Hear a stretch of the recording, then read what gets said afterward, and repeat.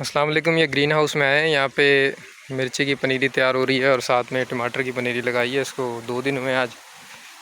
مرچ کی پنیری کو لگے ہوئے تقریباً 7-8 دن ہو چکے ہیں۔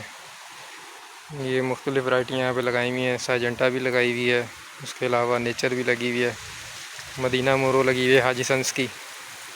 یہ بڑا زبردست جو ہے وہ گرین ہاؤس ڈیزائن ہوا ہوا ہے۔ کمپنی نے جو ہے یہ ہمارے ایک دوست ہیں جن کو بنا کے دیا ہے، تو state of the art green house بنایا ہے۔ یہ سیمی میکینیکل گرین ہاؤس ہے اور یہ آپ دیکھ سکتے ہیں بہت زبردست بنا ہوا ہے۔ نہ کوئی باہر سے کوئی انسیکٹ اس کے اندر آ سکتا ہے، نہ کوئی پیسٹ آ سکتا ہے جو پنیری کو خراب کرے گا، نہ اس کے لیوز کو، نہ اس کو ڈیمیج کرے گا۔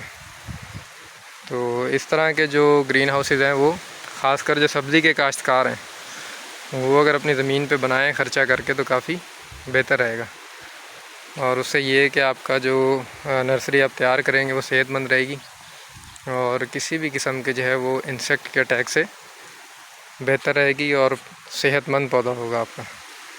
تو یہ پیٹ موس جو ہے اس کے اندر انہوں نے لگایا ہے، امپورٹڈ پیٹ موس ہے جو اس میں ڈال کے اور یہ بیج اس کے اندر کاشت کیا ہے۔ ٹماٹر کی ٹرے لگی ہوئی ہیں، مرچ کی لگی ہوئی ہیں، اور باہر سے بھی آپ کو میں دکھاتا ہوں۔ یہ جو ہے سارا اس کا نقشہ ہے۔ یہاں پہ آج ہم آئے ہیں وزٹ کرنے، دیکھنے آئے تھے کہ بھئی بیج کی کیا پوزیشن ہے۔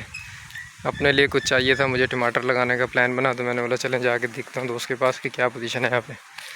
یہ اس کا گرین ہاؤس ہے، ماشاءاللہ زبردست کام کر رہا ہے یہ بندہ، بہت اچھا کام کرتا ہے، بہت محنت کرتا ہے اپنے کام میں۔ یہ ویڈیو جو ہے آپ لوگوں کے لیے انفارمیشن کے لیے میں نے کہا بناؤں، اور میرے جتنے بھی ویورز ہیں، تمام لوگ جو ویڈیوز دیکھتے ہیں ان تک بھی معلومات پہنچائی جائے۔ شکریہ، اللہ حافظ۔